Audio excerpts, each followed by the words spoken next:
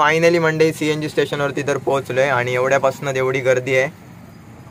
आलो तेव्हा तर एकदमच लांब होतो आणि आता तर अजून पण एवढीच गर्दी आहे आणि वाजलेत करेक्ट आता 6:44 झाले, 6:45. ही बघा मंडळी आई, तर आई स्क्रीनशॉट लावून मोकळी झाली असतली. स्टेटस लावलंय काय.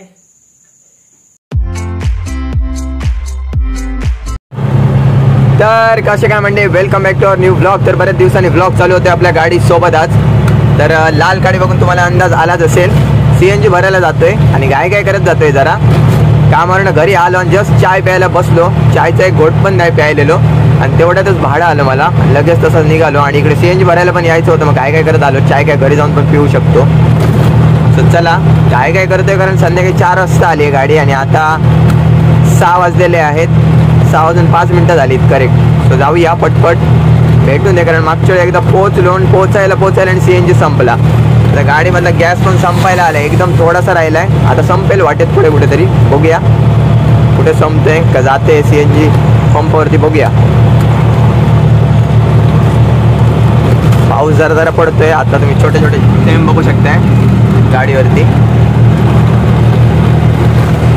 कुठे लागतोय तिकडे लागतोय. आमच्या इकडे जरासा पडलेला, आता अजिबात नाही.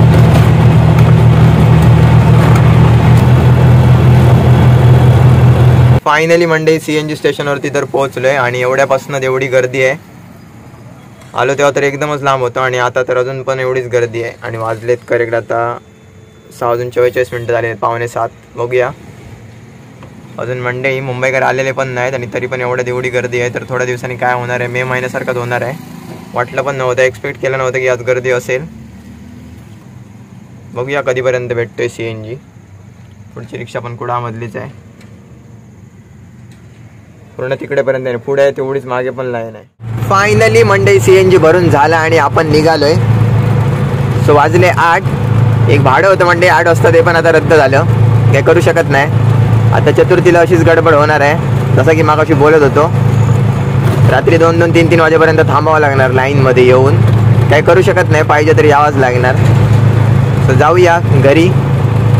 काल आलेलो पण इकडे यायला मिळालं नाही मला, कुडामध्ये गेलो होतो ब्लॉगसाठी, त्याच्यामुळे गडबड झाली सगळी. सो आता घरी, आता कुठे जायचं नाही इकडे तिकडे. बघूया, भाड्याचा फोन आला तर जाईन. आणि आज CNG राहिलाय करेक्ट 371 रुपयांचा. तर मागच्या वेळी एकदा मिनी ब्लॉग बनवलेला तेव्हा मी बोललो होतो 150 रुपयांचा CNG राहिलाय म्हणून. तर त्यांना कळलं नसेल कदाचित. तर CNGचा कसा आहे, CNG पेट्रोलसारखा मिळत नाही 100 रुपयाचा 200 रुपयांचा. तर CNG डायरेक्ट तुमच्या टाकीची जेवढी कॅपॅसिटी असेल आणि जसा प्रेशर असेल तसा तुमच्या गाडीमध्ये बसतो. म्हणजे एकदम फुल होईपर्यंत जेवढा गाडीमध्ये बसेल तेवढा, मग तो 300 रुपयाचा पण बसू शकतो. किंवा म्हणजे जशी कॅपॅसिटी असेल तुमच्या टाकीची तशी, मोठी असली तर मोठी 5 किलोची आणि किती किलोची असेल तसा एवढा का मला माहिती नाही बाकीच्या गाड्यांचा. सो तशा प्रकारे बसतो. तर बऱ्याच जणांना माहिती पण नसेल ज्यांची गाडी. आता आमची गाडी आहे म्हणून मला पण सुरुवातीला तसाच वाटायचा की असाच भेटत असेल, म्हणजे जेवढा आपल्याला पाहिजे तेवढा.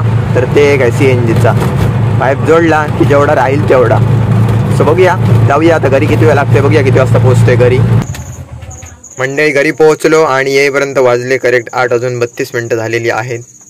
सो जाऊया घरात. दुकानावर थांबलो होते का कोलगेट आणि दूध पिशवी घ्यायला.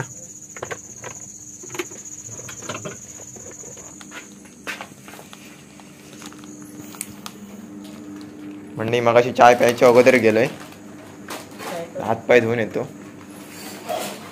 चाय करतो साई. मंडळी फायनली हातपाय धुवून झालेले आहेत आणि या आता चाय प्यायला. आज जाताना अशीच चाय इकडे सोडून गेलो होतो. हा डब्बा असा होता फरसांचा आणि चाय सोडून डायरेक्ट भाड्याला गेलो मी. सो या. तर मंडळी तुम्हाला खूप वेळानंतर दिसतोय आता व्लॉगमध्ये. तर तुम्ही डायरेक्ट गाडीचं बघितलेलं मग अशी, तर जरा त्या गडबडीत होतो. आणि जबरदस्त गोष्ट घडलेली आहे, आपली 15,000 सबस्क्रायबर कंप्लीट झालेले आहेत.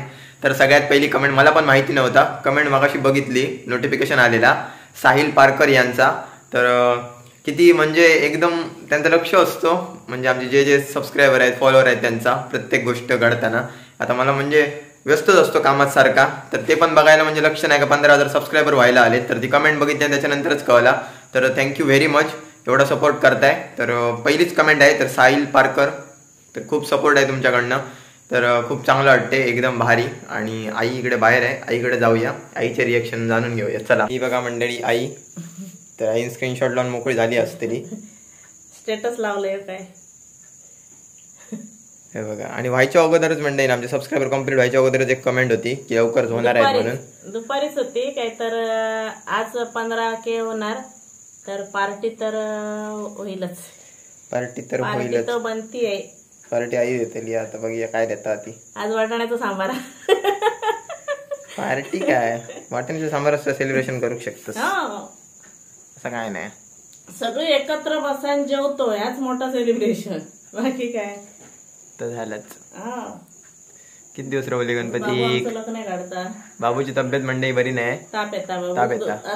बाबू ताप येलो, त्याच्यामुळे आम्ही आज म्हटलं नको व्हेजच खाऊया, कारण तापात नॉनव्हेज बरा नाही म्हणून काय करू नाही. कारण ते काल सकाळी कामावर जेव्हा बाहेर पडलो आणि ताप येलो, मग परत दुपारी ताप येलो. दुपारी 1:30 वाजता डॉक्टरकडे नेऊन आणलं.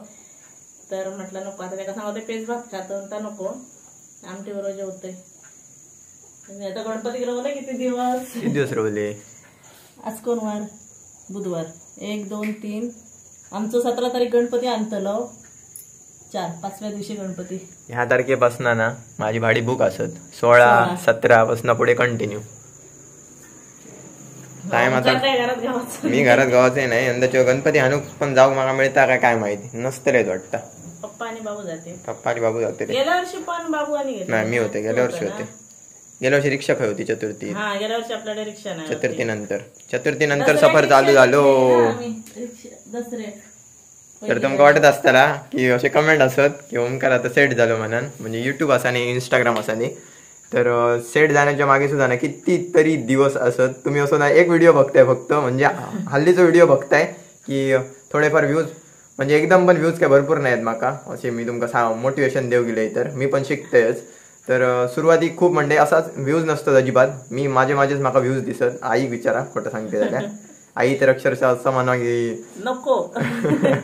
कारण मी तर बघलेलं आहे 60, 27, 90 हे व्ह्यूज होते. तेव्हा मी एका सांगे काय ह्या सगळा बंद कर, आपल्या कोण बघूचा नाही, उगाच तू हे नको तर काहीतरी करीत बसा नको. पण त्यानं ओंकारचा एक ठरलेला होता, नाही मी करतलेच. फक्त जिद्द होती त्याची, आणि जिद्दीमुळे आज 15,000 लोकांका जोडला. आणि आम्ही जोडूक नाही, तुम्ही आमका एक्सेप्ट केलात ह्या मोठा. कारण तुम्ही जर सबस्क्राईब केला नसतात तर आमचे इतके सबस्क्रायबर झाले नसते. आणि उगाच असे कोण लोकांना रील पण असतात बघा, मोटिवेशनचे रील येतात. तर कधीच असं म्हणा नको की त्यांना फक्त लाईक करायचं आणि पुढे जायचा. तर ते मोटिवेशनच्या रील ना खरोखरच काम करतात. तुम्ही फक्त त्याच्यावर लक्ष देऊन एकदम ती आयुष्यात तुम्ही अप्लाय करा ते रील. नाही तुम्ही सक्सेसफुल झालात ना तर माका विचारा. माका पण ना माका त्याचं नाव आठवण नाही. ते ब्रह्म एक हॉटेल काय आता पूर्ण ब्रह्म.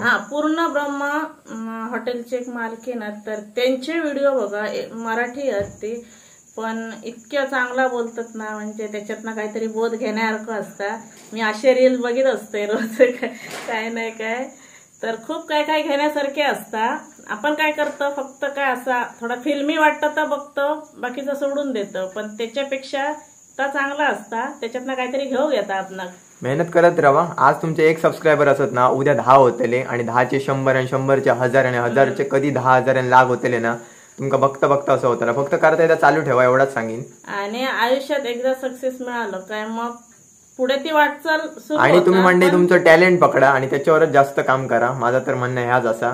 आता बघितलात प्रत्येक क्षेत्रात स्पर्धा भरपूर झालेली आहे. सध्या तुमचं टॅलेंट जो असतात ना त्याच्यावरती तुम्ही फोकस द्या, काम करा. 100% तो टॅलेंटच तुमका खायच्या काही घेऊन जातो. आणि त्याच्यातनं एक विश्वास निर्माण होता आपल्यात. पहिली गोष्ट काय, एक विश्वास निर्माण होता. जेव्हा आमच्याकडे 900 सबस्क्रायबर होते तेव्हा 90, 150, 26 हे व्ह्यूज होते. त्याच्यानंतर जेव्हा हळूहळू वाढत लागले, म्हणजे दिवसात जेव्हा 100 येऊ लागले तेव्हा वाटत लागलं नाही दिवसात 100 लोक बघतात, म्हणजे हळूहळू उद्या 150 होतील, 200 होते. असा करता करता जेव्हा कमेंट होते तेव्हा मीच सांगी की तर कमेंट करून सांगा. आणि आता तर भरपूर एवढे कमेंट येतात ना की आमका रिप्लाय देऊ पण टाइम मिळणार ना, वाचूक वेळ मिळणार ना, कामं असतात. पण निराश होऊ नको. पहिली गोष्ट काय, निराश होऊन सोडून देऊ नको अर्ध्यावरती. तर जोपर्यंत जमता तोपर्यंत पुढे चालू ठेवा. आणि खायचीच गोष्ट काय तीच राहणार नाही, गरिबी असू दे किंवा काय असू दे, तेच दिवस राहणच नाही. पहिली गोष्ट हळूहळू सुधारतात. आणि मी एक उदाहरण देईन, म्हणजे काय, 10 वर्षापूर्वी म्हणजे खरंच आम्ही गरीब होतो. म्हणजे लोक म्हणतात गरीब गरीब, खरंच गरीब होतो. पण ज्या दिवशी योगेश थोरात नावाची लक्ष्मी माझ्या घरात येली, त्या दिवसापासून हळूहळू आमचं व्यवस्थित होत चालला.